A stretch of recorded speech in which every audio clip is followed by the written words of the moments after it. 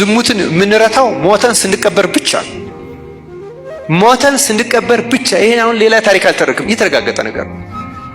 ከዚያ ውጭ በምድር ላይ ያለን የምንጠብቀው በመራቅ ነው። ምን በማድረግ? አንደኛው መራቅ ነው። መጽሐፋችን ከሴት ርቆ ንጽሕ ጠብቆ ይላል። ከምን ርቆ? እየተፈጋፈጉ አይዳንም፣ በእውነቱ አይዳንም።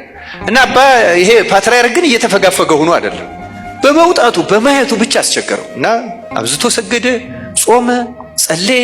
ሁሌም ህይወቱ ነው ጾም፣ ጸሎት፣ ስግደት። ብዙ ቸርነት አደረገ። ግን ጾሩ አለቀዋል። የነዛ ትንቢት የተናገሩለትን መንፈሳዊ አባቶች ውስጥ አንዱን ሄዶ አማከረ። ይሄ ጾር አልነቀላለይ፣ ከሰውነት የተነቅሎ አልወጣ። ምን ይሄን አደረኩ ምን ላደርጋል? የአባት ሲመክረው ምን አለው? እንዲህ አይነት ጾር ተነቅሎ የሚወጣው በትህትና ብቻ ነው። በምን? ርዕሳችን ምንድነው? ትህትና ነው አይደለም?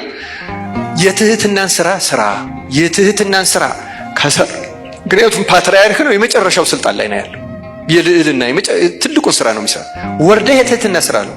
ገዳሙ ስለሚኖር ተደብቆ ለ2 ዓመት ያህል ሌሊት እየተነሳ የገዳሙን ቆሻሻ እየጠረገ መድፋት ጀመረ። ወደ ገዳም ሽንቱንም ሰገራውንም በገዳም እንዳሁኑ ዘመናዊ መጸዳጃ የለም ታውቃላችሁ አይደለም?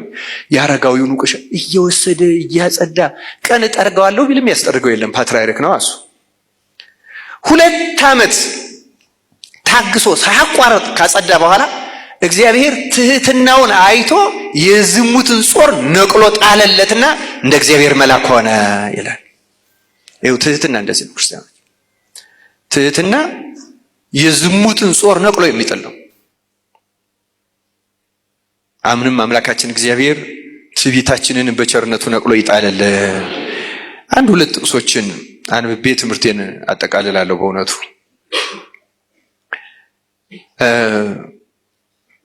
ሰው ሆይ መልካሙን ነግሮሃል፣ እግዚአብሔርም ከአንተ ዘንድ የሚሻው ምንድን ነው? ፍርድን ታደርግ ዘንድ ምሕረትንም ትወድም ዘንድ ከአምላክህም ጋር በትህትና ትሄድ ዘንድ አይደለምን ይላል። ከአምላክህ ጋር በምን ትሄድ? ቅዱስ ጳውሎስ ፊልጵስዩስ ምዕራፍ 2 ቁጥር 3 ላይ ለወገኔ ይጠቅማል በማለት ወይም በከንቱ ውዳሴ ምክንያት አንድ እንኳ አታደርጉ፣ ነገር ግን እያንዳንዱ ባልንጀራው ከራሱ ይልቅ እንዲሻል በትህትና ይቁጠር ይላል። ስለ ቃሉ የእግዚአብሔር ስም የተመሰገነ ይሁን። ይሄ የትህትናን ብያኔ ከመጽሐፍ ቅዱስ የምናገኘው እዚህ አነበብኩላችሁ ጥቅስ ላይ ነው።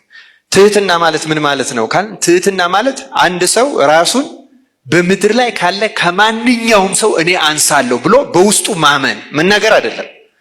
በውስጡ ምን ብሎ ማመን? ከማንም ሰው እኔ ምን አደርጋለሁ? አንሳለሁ። ከኔ የሚያንስ አንድም ሰው የለም። አሁን ከኔ የሚያንስ ሰው የለም ካልን እኮ ትችት እናቆማለን፣ ወደ ማስተዋል እንመጣለን። አንድ አባት በገዳመ አስኬት ወደ አባ መቃርስ ቀርቦ አባቴ ሆይ ይድን ዘንድ ምን ላድርግ ብሎ ጠየቀው። በምክሬ ታምናለህ ሆይ አለው። እንዲህ ሳላምን እመጣለሁ? እናንተን አብነት አድርገን ወደ ደረሳችሁ ማዕረግ ለመድረስ አይደለምን? እባክህ ምከረኝ አለው። እንግዲያውስ ከሁሉም እኔ አንሳለሁ እያልክ ሂደህ ኑር፣ ሌላ አይደለም ያስፈልጋል ሲለው ህሊናው አሰበና ጨነቀው። እንዲህ አለ፣ እሺ ጥሩ አባቴ ከብዙ ሰው አንሳለሁ፣ ግን ባንስ ከነፍሰ ገዳይ አንሳለሁ ብሎ ጠየቀው። አሁን የኛም ጥያቄ እንደዚህ ነው። በነገራችን ላይ አሁን ስንማር ከሁሉም ሰው እንደምናንስ ልናስብ እንችላለን። ስንወጣ ግን አረ ከገሌስ አረ በፍጹም እንዲህ ቦርድ ከገሌት ወይ አረ እሷስ ይቅርብኝ እንላለን። በነገራችን ላይ የሆነ ሰው አለ ከኛ የሚያንስም ይመስላል። አረ በየትቴ አረ በምንጣማ ገሊትም አረ ምንላቸው ብዙ ሰዎች አሉ። እግዚአብሔር በቸርነቱ ይፈውሳል። አሁን ይህም ሰው እንደዛ ነው ያለው። ባንስ ከነፍስ ገዳይ አንሳለሁ ያለው። ቲቶ ላይ ያለውን የቅዱስ ጳውሎስ ጠቀሰለት። ለንጹሐን ሁሉ ንጹህ ነው። በነገራችን ላይ ሌባ እናት ልጇን አታምንም ይባላል አይደል? ምክንያቱም ሰው ሌባ ከሆነ ሰው ሁሉ የሚሰርቅ ነው የሚመስለው። ዘማዊም ከሆነ ማንም ሰው የሚያመነዝር ነው የሚመስለው።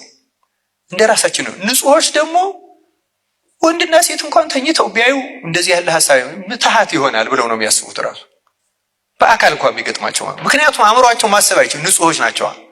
ስለዚህ ይሄ አባት ምን አለው? ለንጹሖች ሁሉ ንጹህ ነው። ንጹህ ብትሆን ኖሮ ሲገድል እንኳን ብታየው ይሄ ሰው አንድ ሰው ገደለ፣ እኔ ግን ደጋግሜ ኃጢአት በመስራት የራሴን ነፍስ ደጋግሜ በመግደል እኔ እበልጠዋለሁ ትል ነበረ አለው። አያችሁ ትሕትናም እንደሆነ አይመስለንም። አሁን ስናይ አረረን ነገር ምንላቸው ክርስቲያኖች ትሕትና ቀላል ነገር አይደለም። በፉከራ ምን ሆነው አይደለም። ከልብ ከማንም ሰው አንሳለሁ ካላል መዳኛ። ለዚህ ነው ቅዱስ ጳውሎስ ማንም ሰው ባልንጀራው ከእርሱ እንዲሻል ይቁጠር። ይችናት የትሕትና ብያኔዋ ዴፊኒሽን ነው።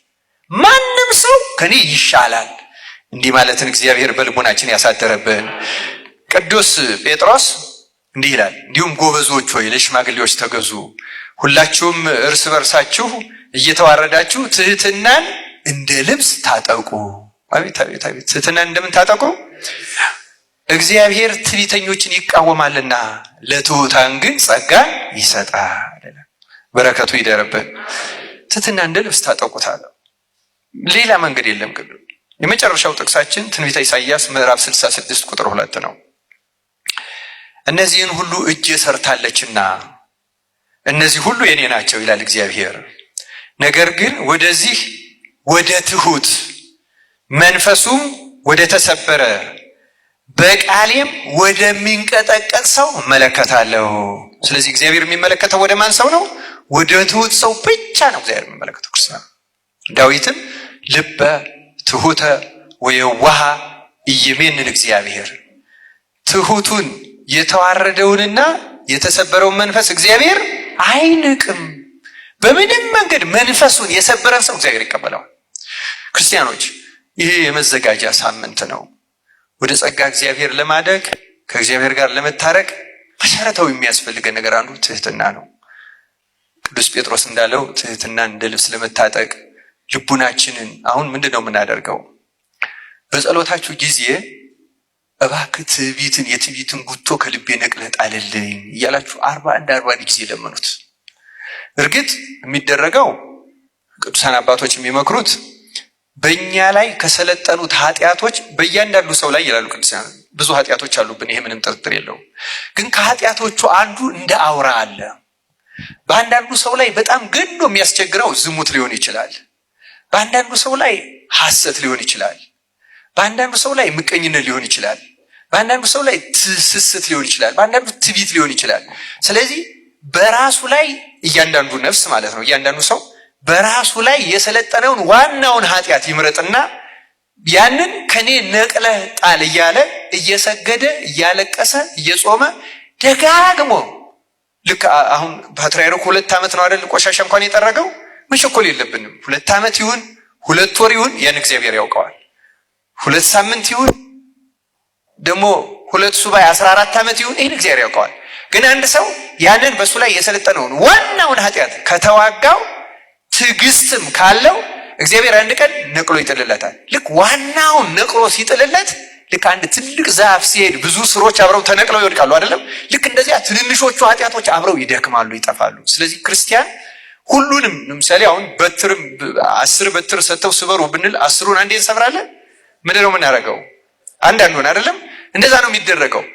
ግን ከዋናው ነው የሚጀመረው። ከዋናው በጣም ካስቸገረን ማለት ነው።